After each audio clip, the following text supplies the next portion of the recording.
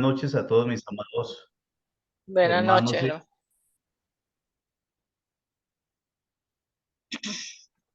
Buenas noches. Buenas noches.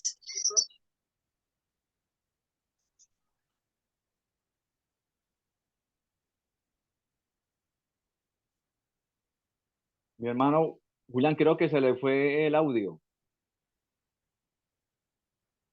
Ya va la segunda vez que pasa. Bueno, me salí, pero entré. Bien, damos gracias al Señor por este momento. Vamos entonces a comenzar la tercera lección. Vamos en la tercera lección, en la página número 13. Pero vamos a dar un pequeño recorderis de lo que tuvimos precisamente en la última parte. Vamos a ver, acomodo acá. ¿Se alcanza a ver ahí la página? Sí, señor. Bueno, entonces estábamos tratando el tema del Espíritu Santo como Dios y veíamos los diferentes nombres que el Espíritu Santo tiene, donde se nos muestra la revelación de las Escrituras, tanto en el Antiguo como en el Nuevo Testamento. Los títulos que recibe el Espíritu Santo, el énfasis de lo que significan estos títulos y los pasajes en donde se encuentra en las Sagradas Escrituras. Entonces, en ese orden de ideas, vemos que el Espíritu Santo es Dios por las obras que hace. Ya hemos visto antes varios tópicos sobre la deidad o la divinidad del Espíritu Santo. Así, solo como un resumen o una pequeña conclusión del Espíritu Santo como Dios, es que Él participó en la creación. Y ya vimos esa parte en Génesis 1, en el Salmo 104. Es muy hermoso ver al Espíritu Santo en la participación en cuanto a la venida del Señor Jesucristo encarnado, Dios encarnado. ¿Y quién tuvo la participación? Abiertamente, Él no fue engendrado por carne y sangre, sino por el Espíritu Santo. Así que el Espíritu Santo podría decirse que engendró al Señor Jesucristo. Ahora, esto de engendró está completamente fuera del entorno humano, como nosotros podríamos pensarlo. Pero vemos que es el milagro de la vida y es la manera como la tercera persona de la Trinidad protege al espíritu del Mesías, del Hijo de Dios, en el vientre de María, de tal manera que al ser engendrado por el Espíritu Santo al Señor Jesucristo, significa que no hubo una genética pecaminosa, como en el caso si hubiese dado de José, y protegió también la genética pecaminosa de María. Entonces el Espíritu Santo protege al Espíritu de Cristo de la naturaleza pecaminosa de María, y por eso hablamos de que él fue 100% hombre, porque fue puesto en el vientre de una mujer humana y tomó cuerpo humano, pero fue 100% Dios, porque el Espíritu Santo fue quien le engendró en el vientre de ella. La regeneración, ese es otro de los acontecimientos que solo los puede hacer Dios, y es dar vida eterna. Y solo el Espíritu Santo, como Dios, genera la regeneración o la vida eterna o el nuevo nacimiento. Regeneración, nuevo nacimiento son acontecimientos que suceden en el momento de creer. Y la inspiración de la palabra que llega al hombre pecador es por el Espíritu Santo. Ok, vamos entonces a continuar ya en esta lección 3, donde se nos muestra al Espíritu Santo en las dispensaciones. Antes de Pentecostés, que nos habla relativamente del Antiguo Testamento. Entonces vemos allí, antes de Pentecostés, en los días de la iglesia y en el futuro reino milenial de Cristo. Entonces, en el Antiguo Testamento, allí el hebreo nos habla del Rúa, que es el significado de espíritu. Aparece con un total de 389 veces el término espíritu o Rúa, pero 123 veces haciendo referencia al Espíritu Santo. El resto, las 266 veces, como espíritu malo o el espíritu humano. Entonces también vamos a ver acá estos acontecimientos o la economía de Dios en cuanto al propósito salvífico para con la raza humana y el Espíritu Santo involucrado en ese plan salvífico, tanto en la creación como en la redención, tanto en el Antiguo Testamento como en el Nuevo Testamento. Entonces le vemos allí a Dios y Padre en el Antiguo Testamento con un gran énfasis en el Antiguo Testamento sobre Dios y Padre. En el Nuevo Testamento, el gran énfasis no es Dios y Padre, sino Dios Hijo. Lógicamente que el Hijo en razón de venir por el Padre es muy mencionado el Padre en el Nuevo Testamento, pero en el Antiguo Testamento aparece Jehová o aparece Dios. En el Nuevo aparece Dios Hijo. En los Evangelios, la encarnación del Dios unigénito, pero luego lo encontramos en Pentecostés. El énfasis ya no es el Hijo solamente, sino el Espíritu Santo. Y allí vemos en Pentecostés la presencia del Espíritu Santo no solamente llegando a los judíos, sino también a los prosélitos, a los gentiles y en medio de la iglesia o en la iglesia, porque el Espíritu Santo pasa a ser la iglesia, el templo del Espíritu Santo. Entonces, podría decirse que el Espíritu Santo es el alma de la iglesia.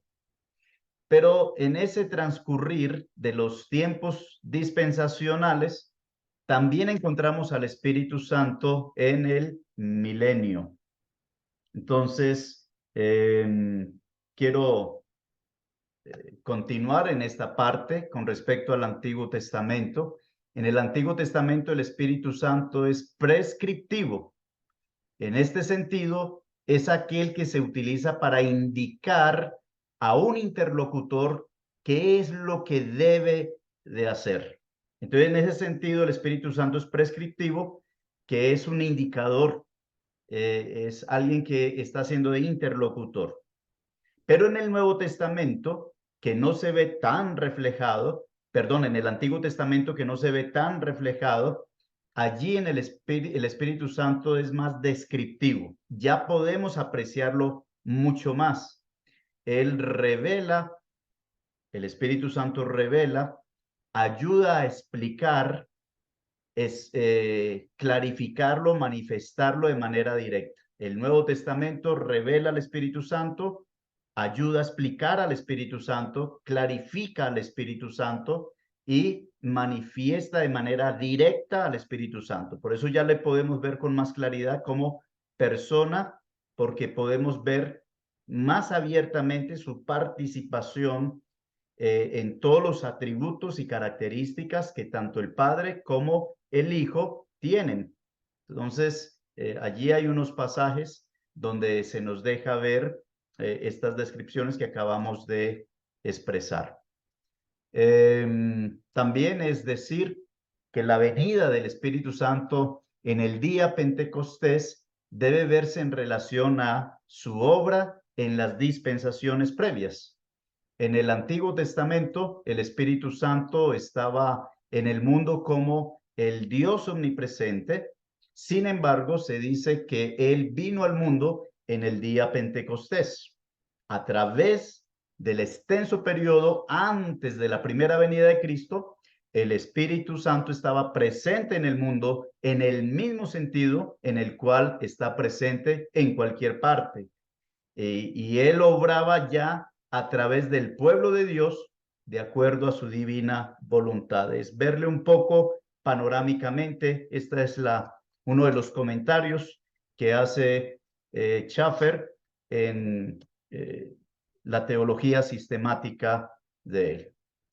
Entonces vemos también allí en el Antiguo Testamento que el Espíritu Santo de Dios se ve deteniendo una relación con respecto a la creación del mundo. Él tuvo parte en la revelación de la verdad divina en los santos profetas.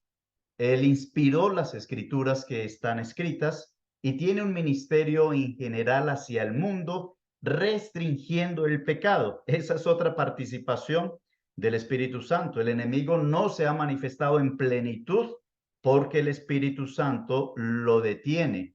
Y allí está también capacitando a los creyentes del Antiguo Testamento para el servicio y consolidando allí los milagros que se dieron en el Antiguo Testamento.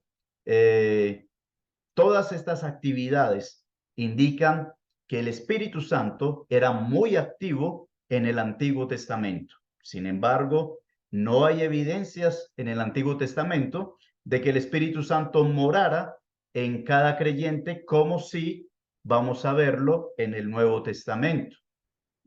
Por ejemplo, en Juan 14:17, aunque vamos a verlo más adelante. Él estaba, el Espíritu Santo, con ellos, pero no en ellos con respecto al Antiguo Testamento. Entonces vemos sí una diferencia entre el tiempo antiguo y el Nuevo Testamento. De la misma manera, entonces, no hay mención de la obra de sellar del Espíritu en el Antiguo Testamento o acerca del bautismo del Espíritu Santo, tampoco como podemos verlo en Pentecostés. De acuerdo a ello, podría anticiparse que después de Pentecostés habría una obra mucho mayor del Espíritu que en las edades precedentes. La doctrina del Espíritu Santo sufre menos cambios al pasar del Antiguo Testamento al Nuevo Testamento que la doctrina del Hijo. Y esto es una gran verdad.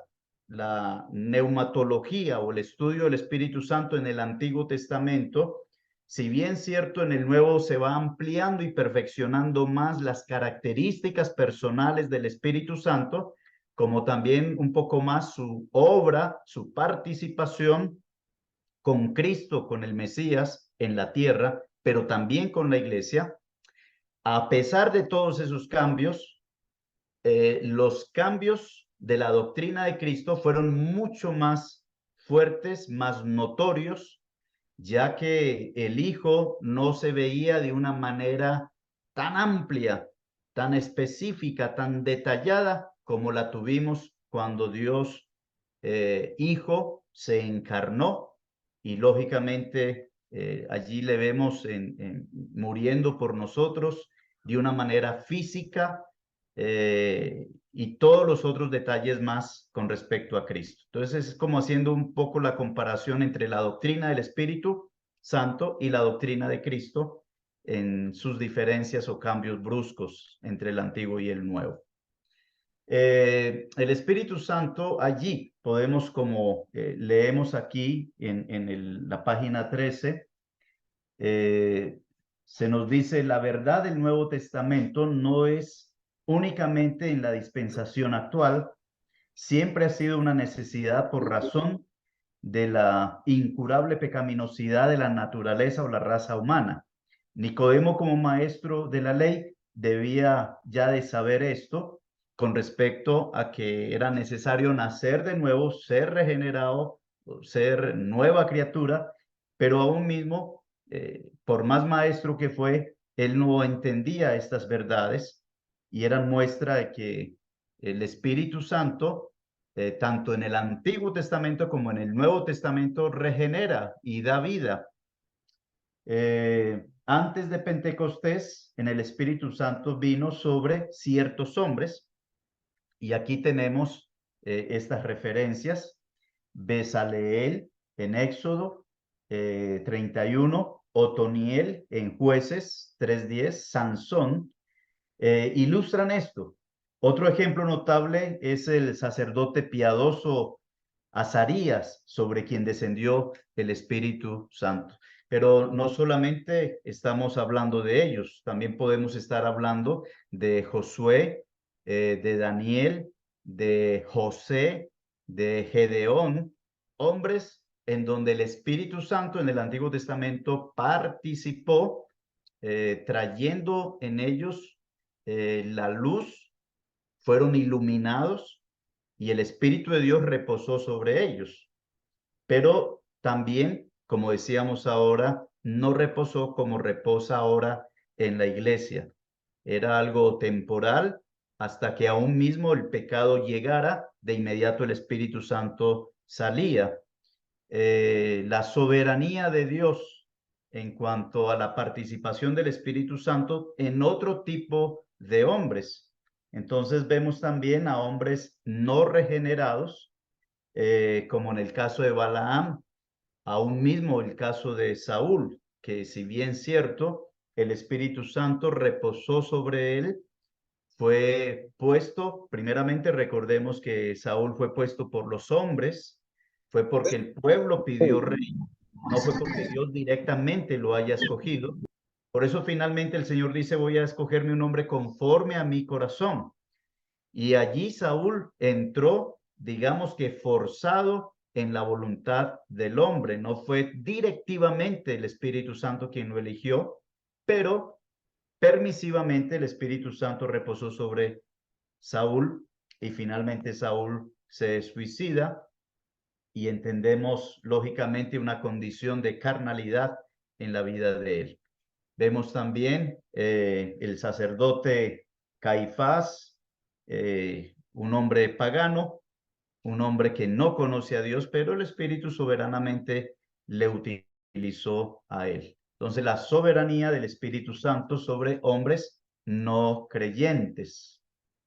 Ahora, en estos días de la iglesia, durante la edad presente, se dice que Él permanece en el mundo, el Espíritu Santo, pero que partirá fuera del mundo en el mismo sentido como vino en el día de Pentecostés, cuando precede el arrebatamiento de la iglesia. O sea, vamos a entender que el Espíritu Santo va a estar acá hasta que Cristo venga por la iglesia, en cuanto a ser el alma de la iglesia como cuerpo de Cristo. Vamos a tener acá una pequeña lectura que tenemos. Dice nuestro Señor, dice el 3.2, en estos días de la iglesia, nuestro Señor hace la distinción entre la relación del Espíritu Santo a los creyentes antes y después de Pentecostés, en las palabras que se encuentran en Juan 14:17, donde nos dice: porque mora con vosotros y estará en vosotros. Mora, tiempo presente; estará, tiempo futuro; con o sobre indica su relación en el Antiguo Testamento; en indica la verdad neotestamentaria. Con o sobre nos habla del Antiguo Testamento, mientras que estamos hablando de en, indica Nuevo Testamento. La primera parte era externa, era condicional, pero la segunda parte, que es la iglesia, está completamente incondicional en la vida del creyente, porque cuenta es la obra de Cristo, no la obra de nosotros. Esa es la seguridad que tenemos como creyentes por la obra de Cristo mismo.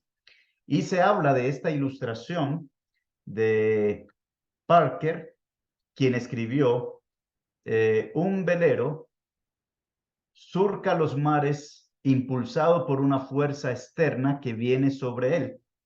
El transatlántico moderno, por el contrario, se moviliza por un poder interno que es fuerza constante y no intermitente. Ahí vemos la diferencia. Podríamos decir que el velero nos está hablando específicamente como del Antiguo Testamento o el Espíritu Santo en el Antiguo Testamento. Pero el transatlántico nos habla del Espíritu Santo con la iglesia, con los creyentes. El viento puede ser contrario y las olas erguirse como impotente cordillera, mas con majestuoso andar el buque sigue su curso impulsado por el poder interior. Yo podría tener en momentos muy difíciles y en mi condición humana, aún mismo como creyente, ser un Pedro que por un momento se mueve de su fe, pero cuando ya la fe se puso sobre la obra redentora de Cristo, así yo me mueva, Cristo es la roca que me sustenta y esta es la seguridad, no del creyente por su fuerza y su obra, sino del Espíritu que está dentro del mayor es el que está en mí que el que está en el mundo. Todo lo puedo en Cristo que me fortalece. Ese es el buque, no yo, es Cristo, es el Espíritu Santo en mí y yo solo templo del Espíritu Santo. Es la seguridad que tenemos. En el capítulo 14 de Juan, el Señor estaba anunciando a los suyos que los iba a dejar. Estaban tristes, desanimados y temerosos, pero Él disipa las nubes con la promesa: yo rogaré al Padre y os dará otro consolador para que esté con vosotros para siempre. Entonces, notar la palabra consolador.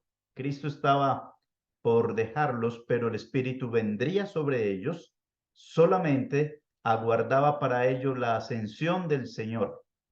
Entonces allí en Juan 7:39 encontramos, nuevamente se enfatiza el beneficio para nosotros los cristianos de ver la obra del Espíritu Santo, su participación a la salida de Cristo. Entonces, vemos allí el ministerio en el cual el Espíritu Santo se manifiesta y vemos tres aspectos principales. Hacia Cristo es la participación del Espíritu Santo.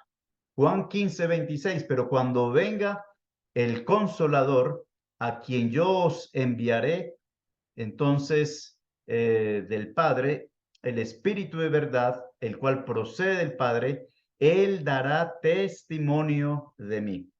Esta es la participación del Espíritu Santo, da testimonio de Él. Juan 16:14, Él me glorificará porque tomará de lo mío y os lo hará. Es hacia Cristo la obra del Espíritu. Vemos entonces hacia la iglesia. En razón de hacia la iglesia, vemos el ejemplo tipificado con el siervo y Abraham, que fue enviado por el padre a buscar y ganar una esposa para el hijo Isaac, para conducirla a través del desierto hasta encontrar al esposo que esperaba.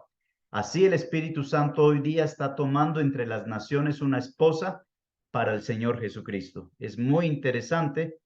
Estaba pensando en este momento en Rahab, la ramera, allí en Jericó, como Jericó, que nos habla del mundo, una mujer ramera, pagana, gentil, ahora está en la línea de Cristo, la línea real, la sangre real. Y eso nos habla de los gentiles, que no merecíamos estar allí, y el Señor nos ha sacado, nos ha hecho una esposa.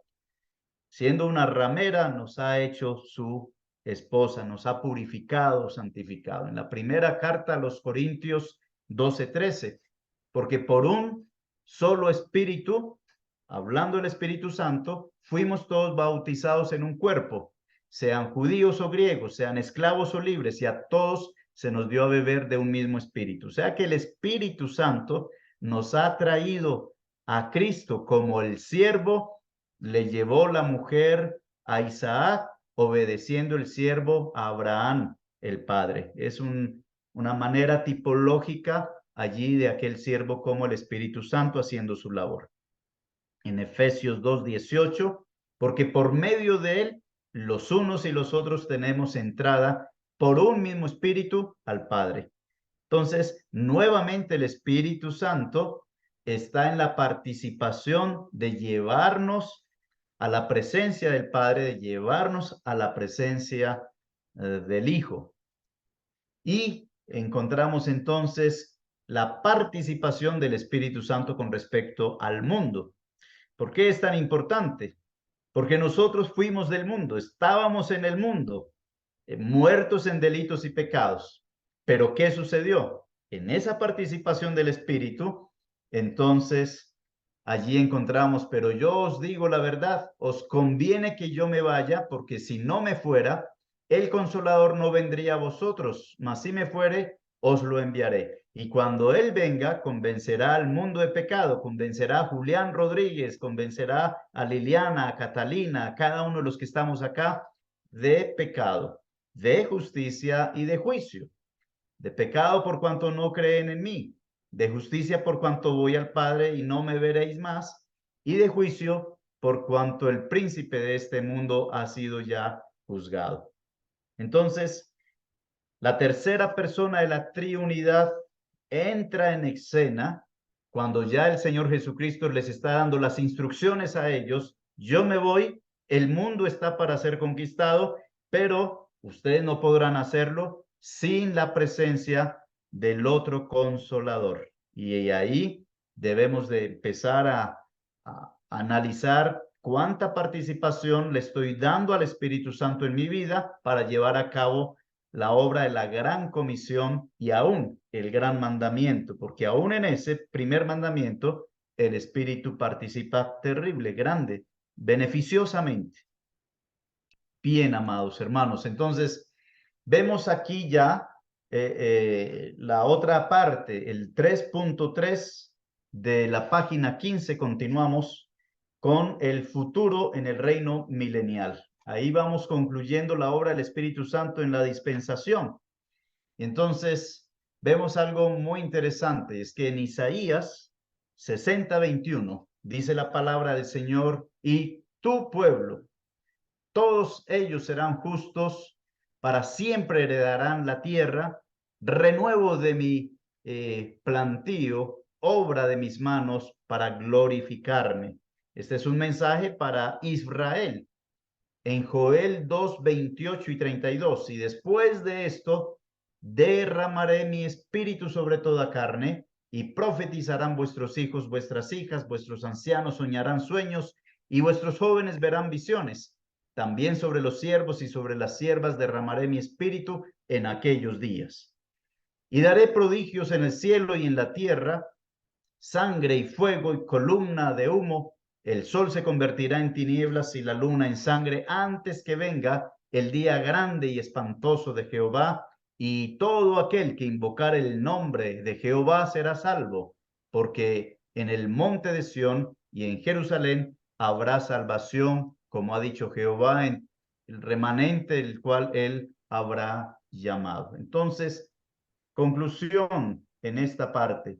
Al principio del reino milenial de Cristo, el Espíritu será derramado sobre toda carne. Es lo que nos ha enfatizado tanto Joel como Isaías. Este derramamiento universal se menciona frecuentemente por los profetas. En Isaías 32:15 leemos el día glorioso que vendrá hasta que sobre nosotros sea derramado el Espíritu de lo alto, y el desierto se convierta en campo fértil, y el campo fértil sea estimado por bosque. Y habitará el juicio en el desierto, y en el campo fértil morará la justicia, y el efecto de la justicia será paz, y la labor de la justicia reposo y seguridad para siempre. Entonces allí hay una promesa dada a Israel, y esa podríamos decir que es la primera mención en cuanto a derramar el Espíritu de Dios sobre toda carne. Y primeramente empieza con Israel en cuanto a promesa. Pero me gustaría un hermano o una hermana que tenga libertad para leer Ezequiel aquí en la parte que continúa. ¿Quién nos puede colaborar con la lectura? Del 9 al 14.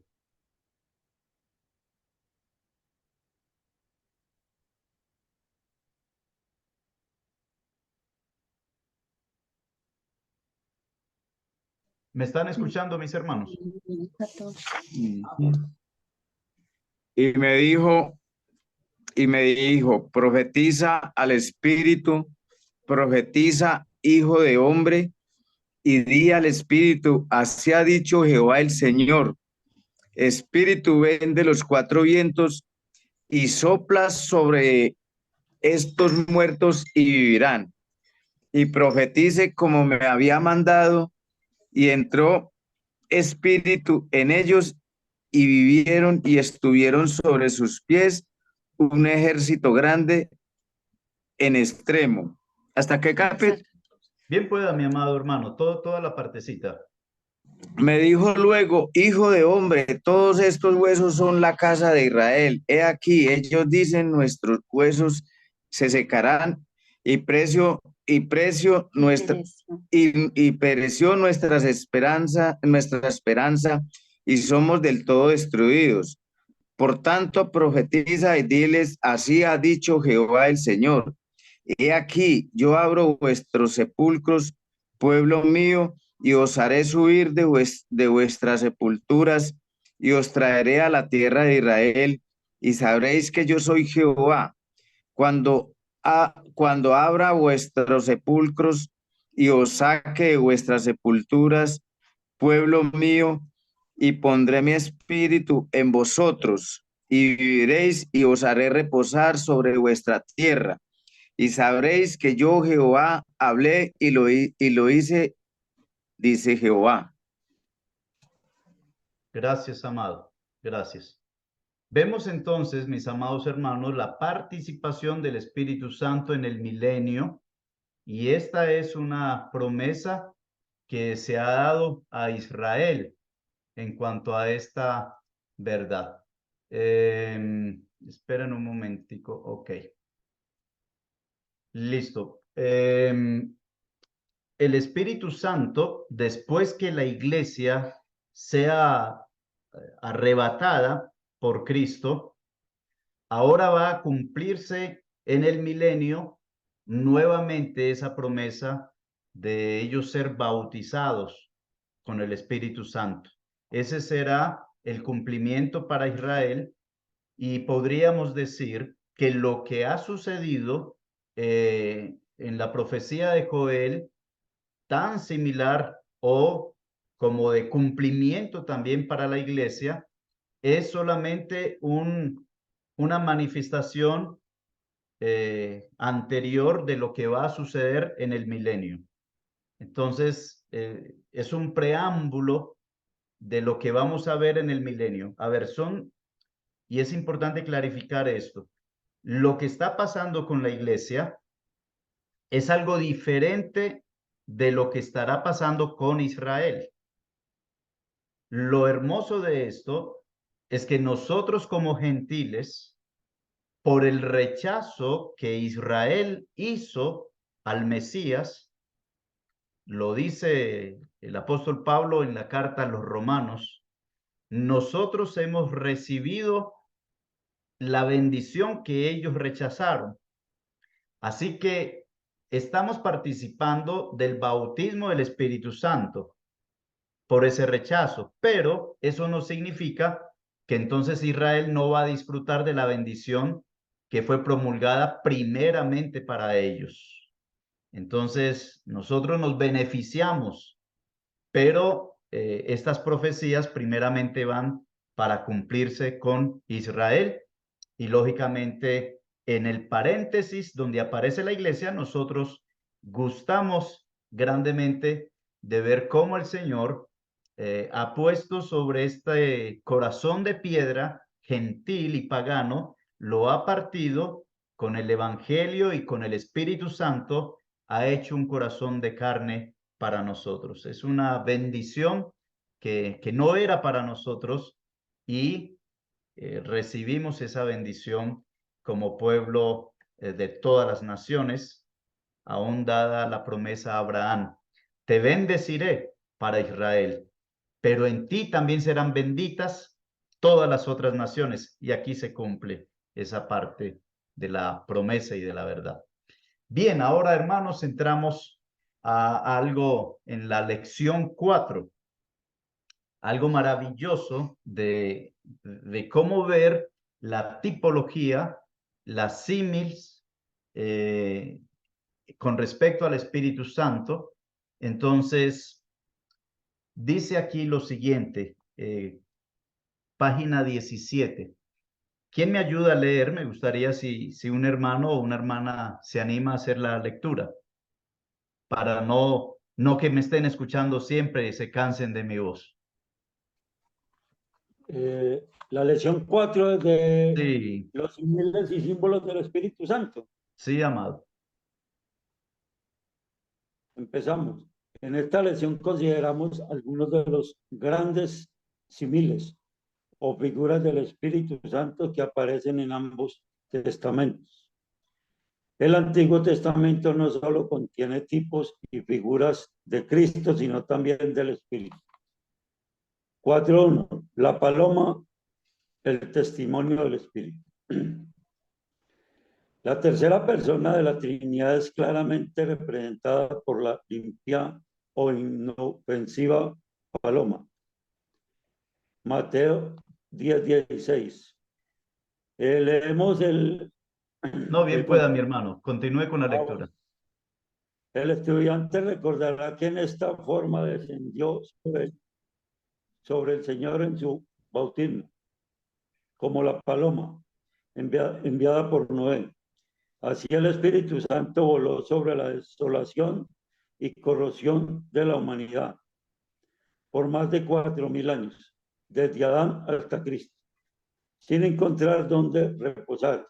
No había una sola persona sobre quien pudiera posar con entera complacencia, pero al fin llegó Cristo, el hombre perfecto, después de 30 años de silencio, en Nazaret, listo para asumir su ministerio público, que culminaría en la cruz.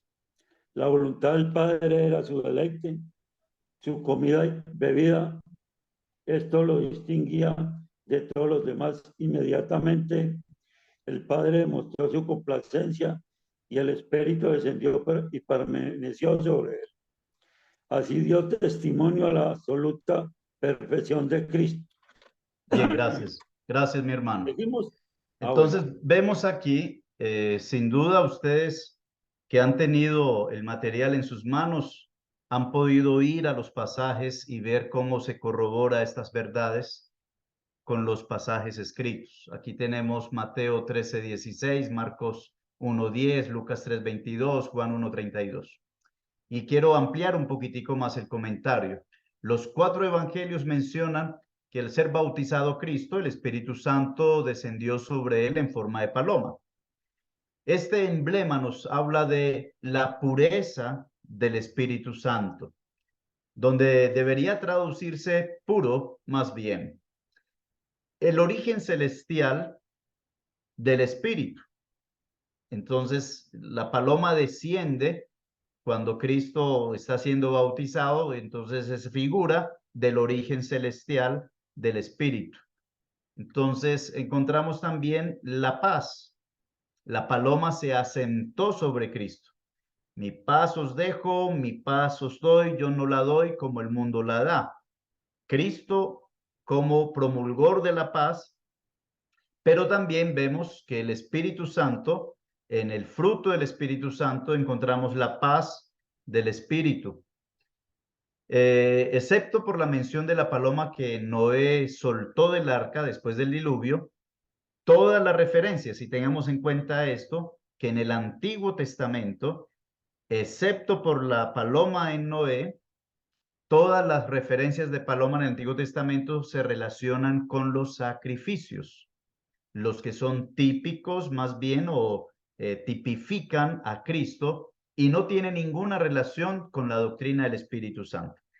Lo que significa es que el mero hecho de que sea una paloma no significa que donde veamos una paloma, entonces es el Espíritu Santo. Ustedes en las diapositivas que yo estoy presentando acá siempre están viendo una paloma, pero quiero clarificar eso, que la paloma en toda la escritura no siempre está hablando del Espíritu, como sucede también con otras figuras. Por ejemplo, cuando hablamos de serpiente, la serpiente antigua, entonces decimos que esa serpiente nos identifica a Satanás, pero no. En el Nuevo Testamento estamos viendo que esa serpiente de bronce que fue levantada, así como la serpiente fue levantada, así Cristo fue levantado. Entonces allí la serpiente representó a Cristo, mas no a Satanás. Hay que poner cuidado con las figuras, porque a veces estamos tomando una figura como para toda la representación en todo lo que queramos, y no es así, solo para clarificar esa parte. Vemos también entonces la otra figura y tiene que ver con el refrigerio del Espíritu, y ese está relacionado con el rocío. En el Salmo 110:3 dice: tienes tú el rocío de tu juventud, deleitará como el rocío mi razonamiento, Deuteronomio 32:2. Su favor como el rocío sobre la hierba, Proverbios 19:12, como el rocío de Hermón que desciende sobre los montes de Sión, porque allí envía el Señor bendición y vida eterna, Salmo 133:3. Estos textos llevan implícitos el concepto del vigor, la frescura, la bendición, viniendo de arriba, silenciosa e invisiblemente. El Espíritu desciende sobre el creyente en un ministerio de bendición y refrigerio espiritual. Esto es esencial para la salud y el vigor del alma. Entonces, vemos allí que el maná, cuando caía, no caía en tierra, no caía donde la gente lo agarraba y se lo metía a la boca y uy, el polvo ahí revuelto con el maná del cielo, el mundo ahí pegado. No, el rocío precisamente era colocado primero para que el maná estuviese sobre él. El Espíritu Santo tiene la participación para que podamos conocer a Cristo, el Consolador que nos enseñará más a Cristo y protege la persona de Cristo con el conocimiento que el Espíritu Santo nos da de él. Esa es la participación del rocío con el maná que descendió del cielo, el pan que nos habla de Cristo. Entonces, vale la pena notar que el maná, figura de Cristo como el pan de Dios, no caía sobre arena, como dije ahora, Números 11:9. Continuamos entonces con respecto al aceite. Lucas 4:18, Hechos 10:38, segunda a los Corintios 1:21, primera de Juan 2:20. Dice aquí en la página 18 con respecto al aceite: aunque el aceite de olivas era comúnmente utilizado para dar luz, como medicina también era utilizado, como alimento también era utilizado, y el uso también se menciona asociado a los ritos y a las ceremonias. El aceite fue utilizado en el tabernáculo de una manera demasiado amplia para ungir a los sacerdotes, los utensilios, para alumbrar, que también nos habla de Cristo como la luz, pero también nos está hablando como el aceite de unción. Entonces ahí hay varias tipificaciones que se da. El aceite es tipo del Espíritu Santo porque así se le designó divinamente en el Antiguo Testamento. Con relación al ministerio del Espíritu Santo, se prefiguran tres cosas. Primero, la necesidad de la obra del Espíritu Santo en la preparación para el ministerio. Está tipificada en el Antiguo Testamento por el ungimiento con aceite en las instalaciones o en el trabajo o la separación de los sacerdotes para el ministerio. Y tenemos el ministerio del Espíritu Santo indispensable para un ministerio fructífero por parte del creyente para el tiempo de la vida de la iglesia. Entonces vemos allí que era costumbre que los profetas fueran ungidos, los sacerdotes, los reyes, fueran ungidos públicamente. El Señor Jesucristo leemos que fue ungido con el Espíritu Santo después de su bautismo, cuando tenía sus 30 años y entraba en el ministerio público. Entonces, la participación del Espíritu Santo ungiendo al Mesías, al unigénito Hijo de Dios, pero ya no con el aceite que era la figura. Ahora vemos a Cristo, al Espíritu Santo como el antitipo o como la manifestación de ese aceite de figura. Ahora ya es el Espíritu Santo entrando directamente sobre Cristo o en Cristo. Es muy evidente por los textos arriba citados que el aceite es simbólico del Espíritu Santo, por el cual es el aspecto principal que representa. Entonces en Isaías leemos acerca del óleo de gozo. En el Salmo 45:7, comparado con Hebreos 1:9, leemos acerca de óleos de alegría. Y en Gálatas 5:22 leemos que es el fruto del Espíritu, que es gozo. Entonces está entrelazado plenamente la figura del aceite con el Espíritu Santo. Juntando los dos pensamientos, vemos que la unción del Espíritu consagra al individuo con gozo para el ministerio que Dios le da. No puede haber una persona que se involucre en la obra de Dios, que sea un vocero de Dios. Y aquí viene precisamente parte de la respuesta implicada a una pregunta que había en el chat. ¿Cómo puede ser que una persona natural, un inconverso, pueda hablar también de las cosas espirituales cuando hay dos espíritus?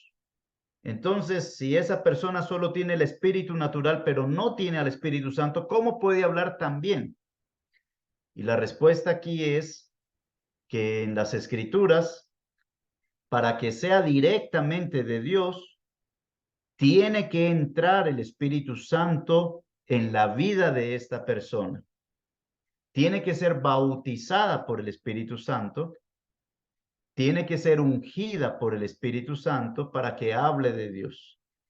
¿Por qué las personas hablan de Dios?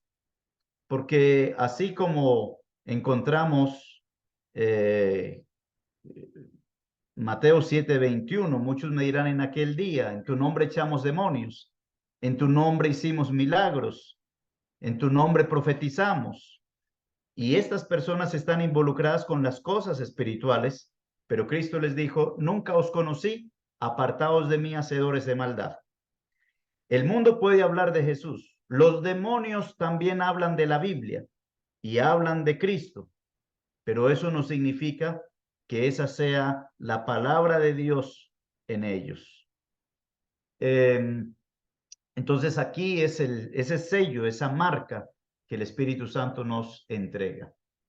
Esto es a la vez una experiencia única y algo que se repite en la conversión. Representa la venida del Espíritu Santo por quien somos santificados y capacitados. Así podemos discernir las cosas espirituales y reconocer lo que es mentira o falsedad. Yo creo que sí sería bueno si un hermano allí, por favor, me colabora, una hermana en Primera de Juan, capítulo 2, verso 20, y luego vemos el 26 y el 27. Primera de Juan, 2, 20, 26, 27. ¿Qué hermano o hermana nos colabora? Amén. Amén. Dice así la palabra de Dios.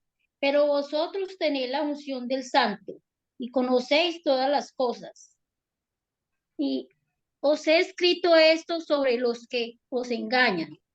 Pero la unción que vosotros recibís de él permanece en vosotros. Y no tenéis necesidad de que nadie os enseñe. Así como la unción misma os enseña todas las cosas y es verdadera y no es mentira. Según ella os ha enseñado, permaneced en mí. Ok. Entonces, esta es una muestra, una identificación plena que la unción ya no está relacionada con un aceite. No se está refiriendo a que yo tengo que aplicar mi aceite para poder tener esta unción de la que habla Primera de Juan, sino que se refiere ya a la manifestación en Pentecostés del Espíritu Santo que vino, se quedó en la iglesia, estableció la iglesia y nosotros ya hemos sido añadidos a la iglesia y con ello al Espíritu Santo con nosotros. Entonces, ya no tenemos necesidad de depender del conocimiento humano. Ya el Espíritu Santo, que es el maestro, que es el consolador, que es el guía, que es el paracleto, nos dirige y nos da a conocer a Cristo por la palabra de verdad.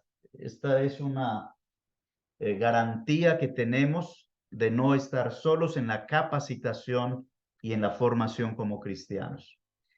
Pero estamos en necesidad de ser ungidos con aceite cada día y quiero hacer el énfasis con respecto a la figura de lo que el Salmo 23:5 nos habla.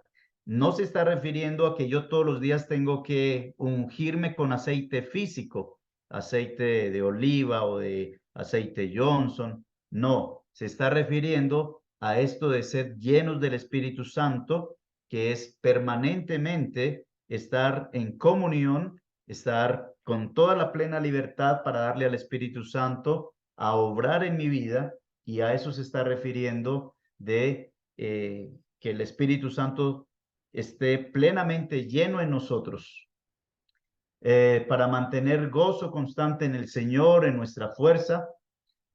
Bien, continuamos. Ahí nos habla con respecto al ejemplo de Deuteronomio 33. Seguimos entonces con la nube. Allí tenemos la columna de fuego y la nube. Y eso nos muestra de que la nube y el fuego nos guiaba en el camino. Para Israel les guiaba. Para nosotros, en nuestra vida como iglesia, el Espíritu Santo nos guía.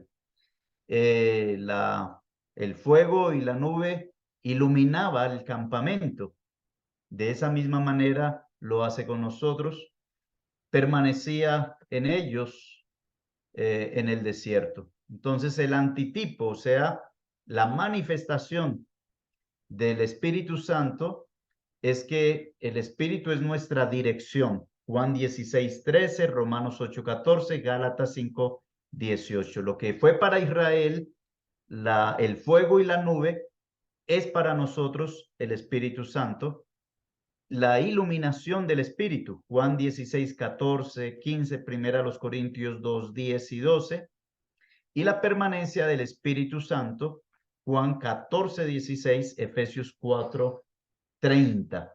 Así que encontramos aquí que el Espíritu Santo como fuego, como nube, en el Antiguo Testamento lo tenemos ahora de una manera directa con nosotros. Mire, amados hermanos, yo estaba pensando, ¿qué está sucediendo a veces cuando nosotros no estamos teniendo contacto con la palabra de Dios, con las escrituras? Cuando no estamos teniendo contacto con la oración, nuestra relación íntima con el Padre, con el Hijo, ¿cómo puede el Espíritu Santo ser dirección? ¿Cómo puede iluminarnos? ¿Cómo puede tener esa aunque Él permanece siempre, aunque yo no haga las anteriores cosas, pero en la permanencia puede estar opacado, apagado el espíritu, contristado el espíritu, cuando no estoy teniendo esta dirección y esta iluminación que es a través de la lectura, la oración y mi comunión con el Señor. El espíritu no puede hacer nada si no es con la palabra y nuestra relación en santidad con el Señor. Así que es para nosotros reflexionar si nuestra vida no ha estado bien con Cristo, es porque el Espíritu Santo no está teniendo las herramientas, no está teniendo el espacio para ser esa guía, para iluminarnos en nuestras decisiones. Ahora le vemos en la fuente o el agua, que es la otra parte de símbolo. El Señor Jesús. Caliente y juega, pero... Ah, sí, pero mientras no es caliente. El Señor Jesús comparó el futuro ministerio del Espíritu con el agua que brota y fluye de la vida del creyente. Por consiguiente, este emblema significa la vida eterna que surge de lo que anteriormente era éril, o sea, de lo que era un terreno abierto sin un trabajo adecuado. La abundancia de la que Cristo nos da es vida más abundante. Entonces, la fuente o el agua nos habla de esto y es el Espíritu Santo que nos da vida abundante en respecto al Espíritu Santo. El servicio, por cuanto por cuanto estará en el creyente, brotará del creyente ríos de agua viva para otros.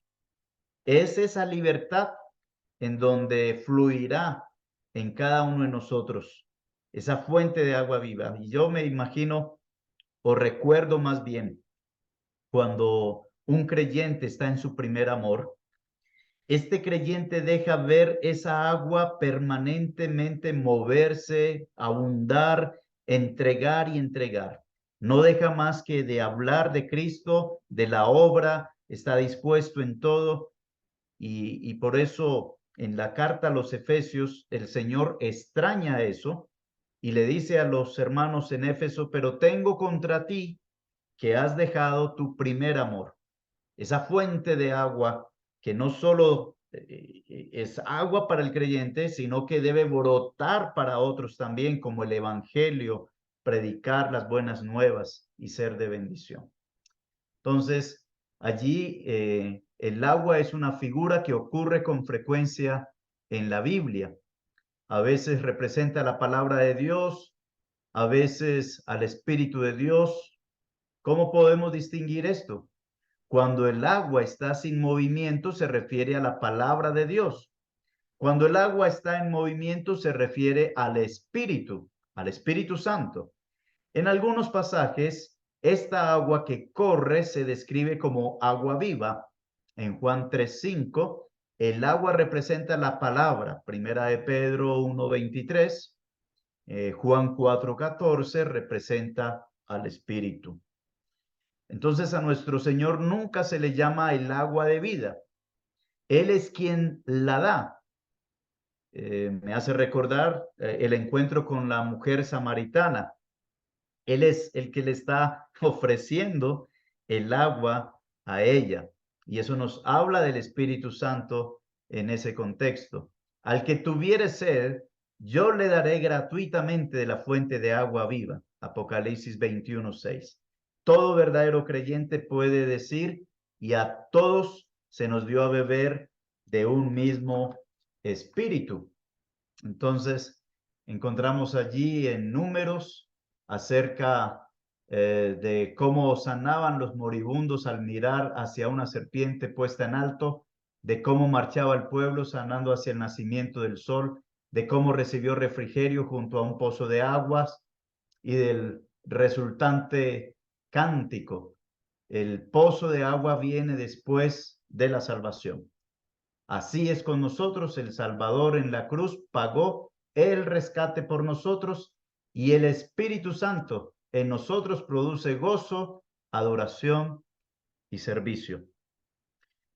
¿Cuánto va a representar, mi querido hermano y hermana, para nosotros fortaleza, vigor, crecimiento, cuando empecemos a través de estos estudios con respecto al Espíritu Santo a darle la participación, el espacio, el lugar a las decisiones del Espíritu Santo en mi vida?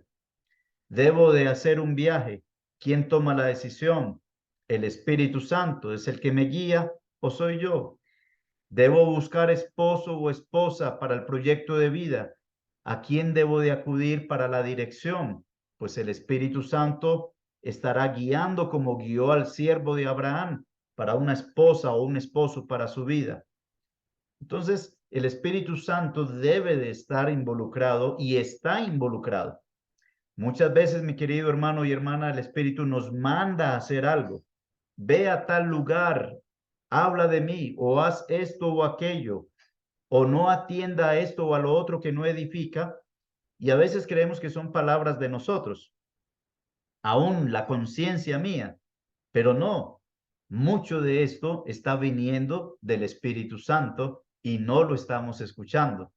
Así que nos ayude estos estudios a darnos cuenta cuán involucrado, cuán persistente y cuán omnisciente y omnipresente es el Espíritu Santo en mi diario vivir.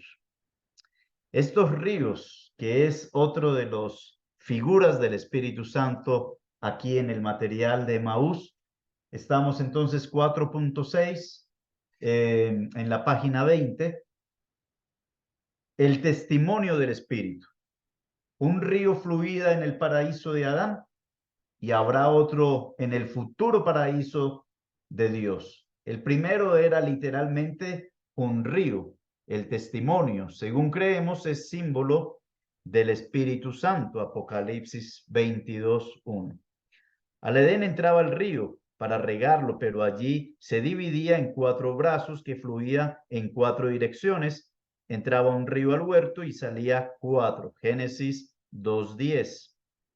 Recibimos el Espíritu Santo cuando acudimos a Cristo con sed y bebemos. Esto de beber significa creer en Él, pero al seguir recibiendo su plenitud, el Espíritu fluye para nosotros o por nosotros en vital testimonio para la bendición de cada uno de nosotros. Entonces, allí necesitamos tener el detenimiento en oración, fijando la atención en Juan 7, 37, 39. ¿Quién quiere ayudarme con la lectura de Juan 7, 37, 39?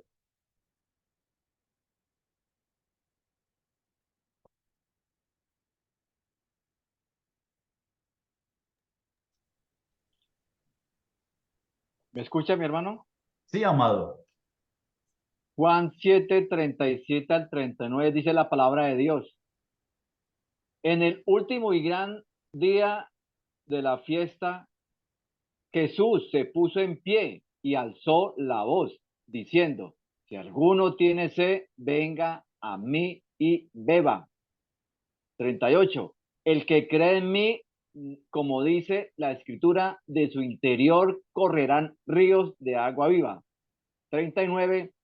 Esto dijo del Espíritu que habían de recibir los que creyesen en él, pues aún no había venido el Espíritu Santo, porque Jesús no había sido aún glorificado. Gracias.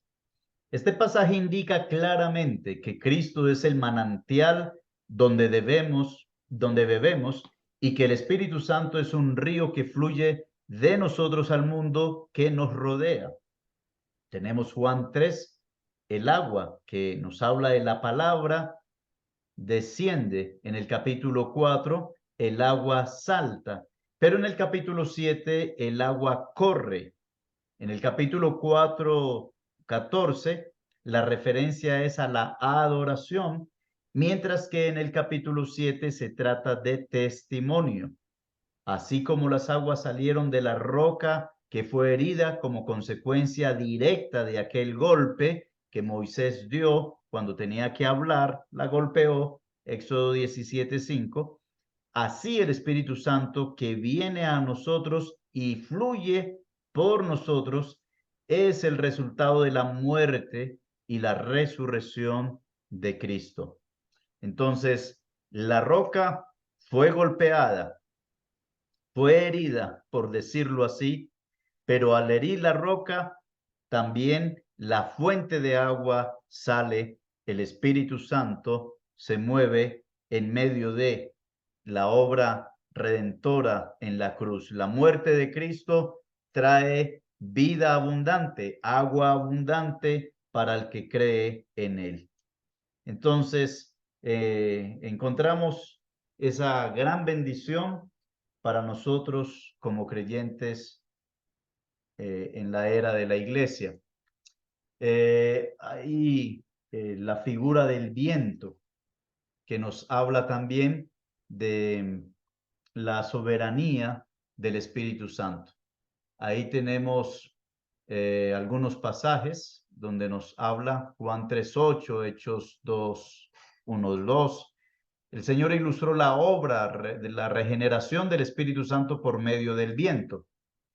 Entonces, hay a lo menos 3 importantes pasajes que comparan al Espíritu con el viento y el estudiante debe de investigarlos. Son Juan 3:8, Hechos 2:1-4 y Ezequiel 37 del 1 al 14.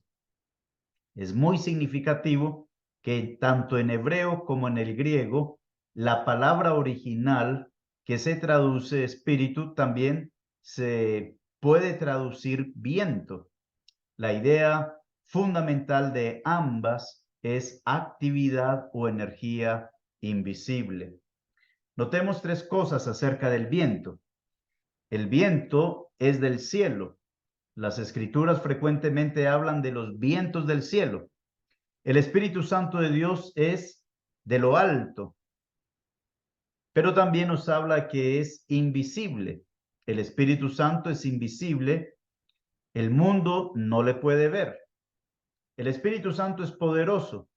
Aunque el viento no es visible, sus efectos son muy aparentes. El viento es muy fuerte, muy poderoso, y eso lo hemos visto en los huracanes, en los tornados.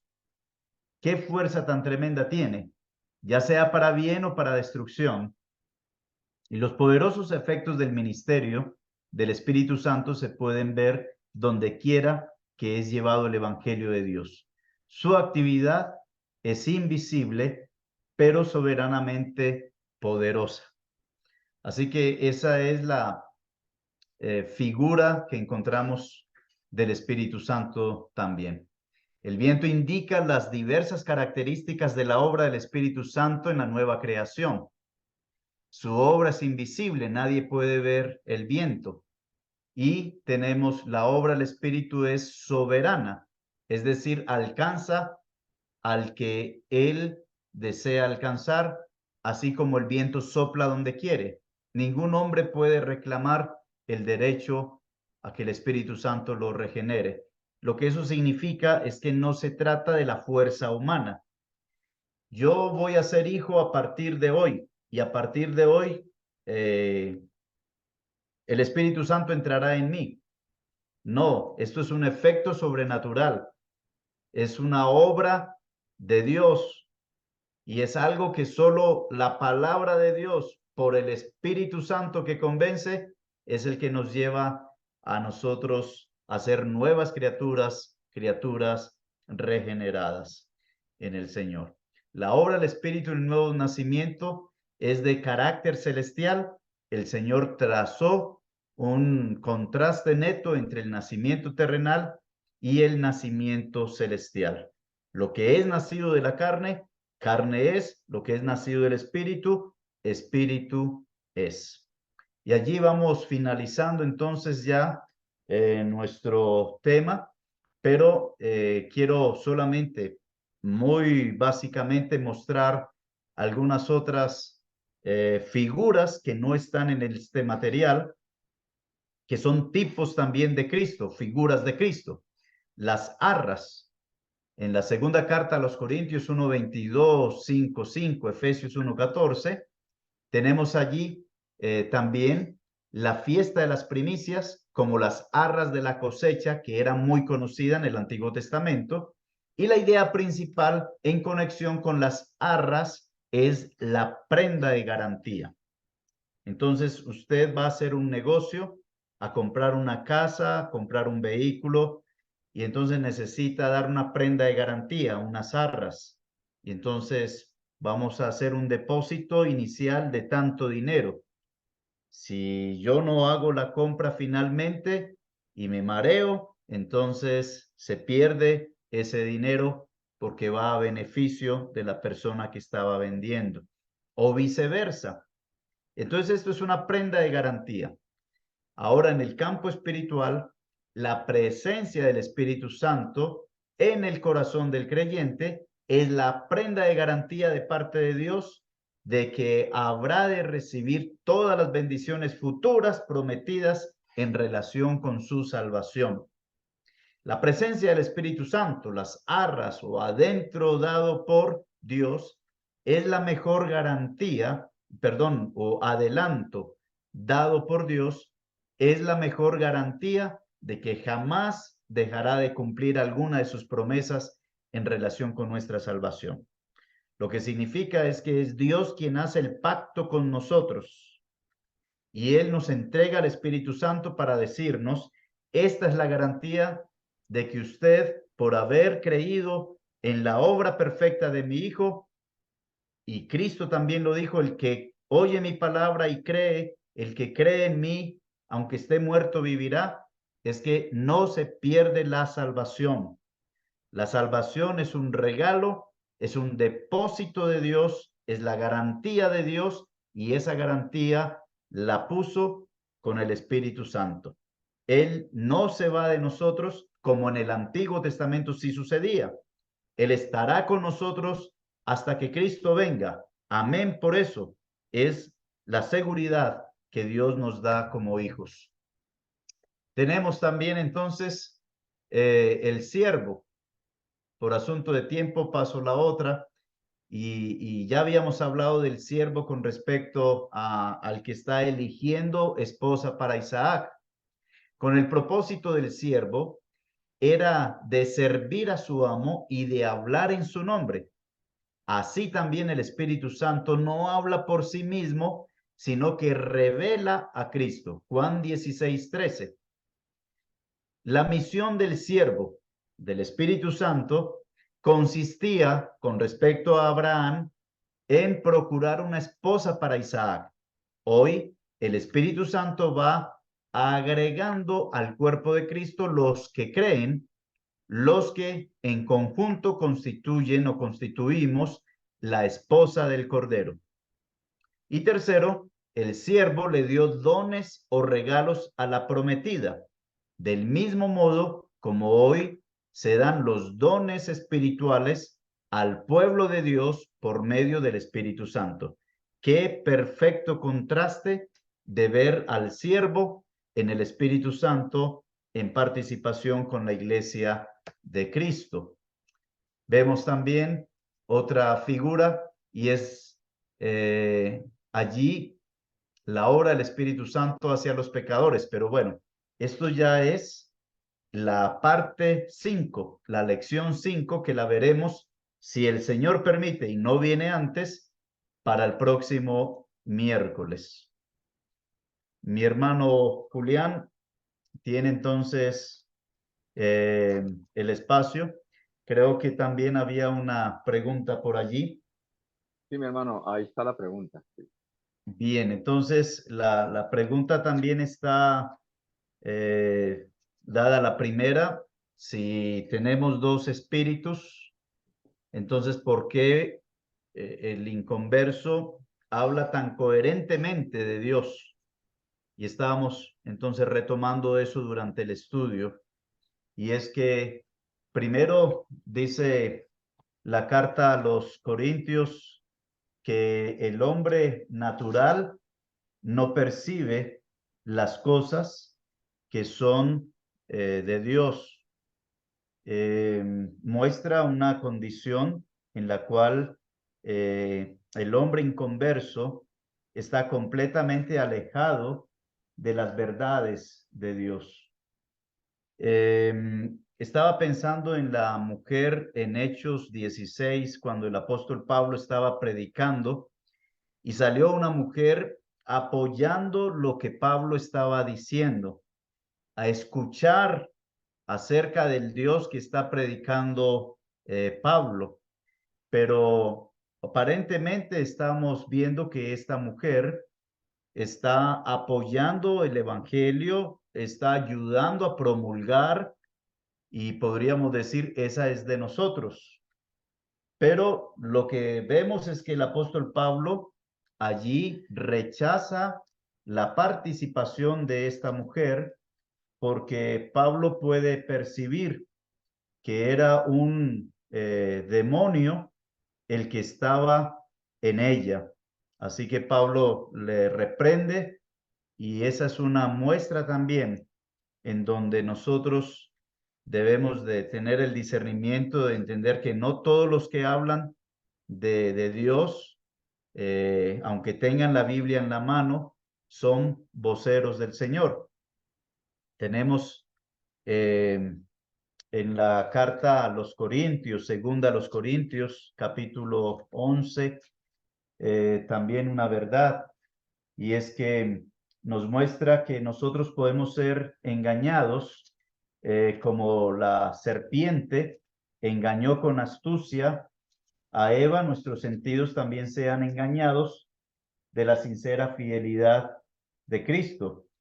Y dice en el verso 12, segunda a los Corintios 11, 12, perdone aquí, verso 13, porque estos son falsos apóstoles, obreros fraudulentos, que se disfrazan como apóstoles de Cristo, y no es maravilla, porque el mismo Satanás se disfraza como ángel de luz. Así que no es extraño si también sus ministros se disfrazan como ministros de justicia, cuyo fin será conforme a sus obras. Entonces, no todo mensaje que viene, aún utilizando la Biblia y aún con mucha coherencia, podemos aceptarlo como de Dios. En la primera carta de Juan se nos exhorta a probar los espíritus. Dice primera de Juan 4, amados, no creáis a todo espíritu, sino probad los espíritus si son de Dios, porque muchos falsos profetas han salido por el mundo.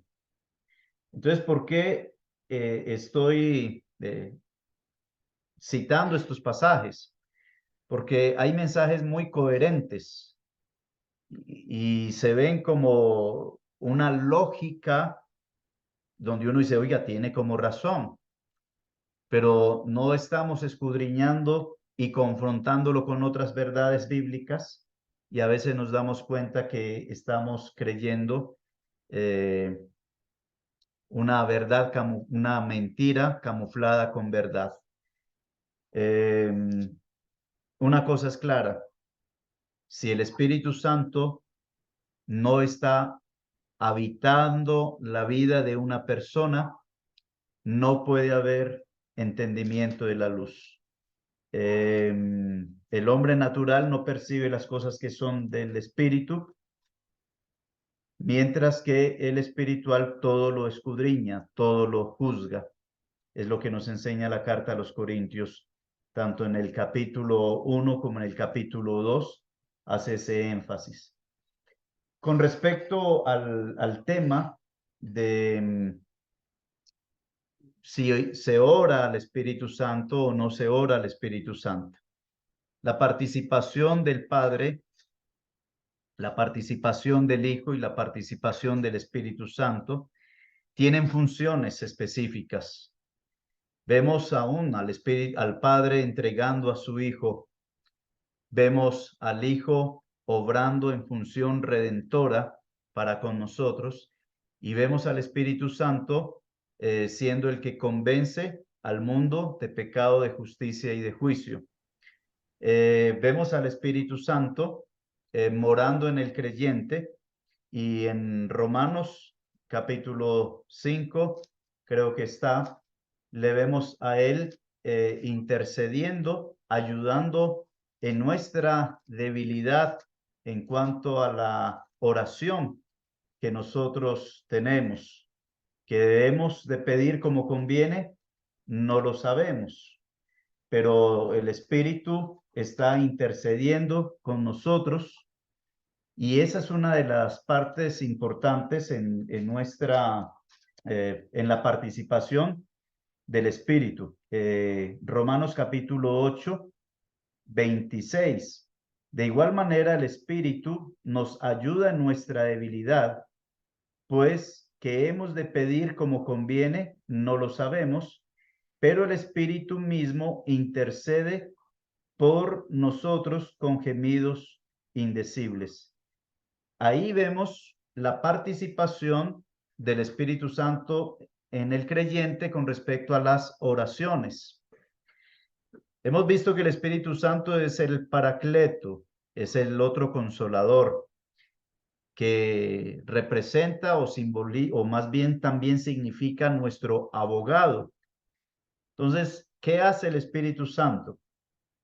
Él, que conoce la intención de nuestro corazón, lo que hace es llevarnos a la presencia del Padre y hablar por nosotros. Mire, eso me hace recordar la niñez de uno de mis hijos, donde ellos hablan.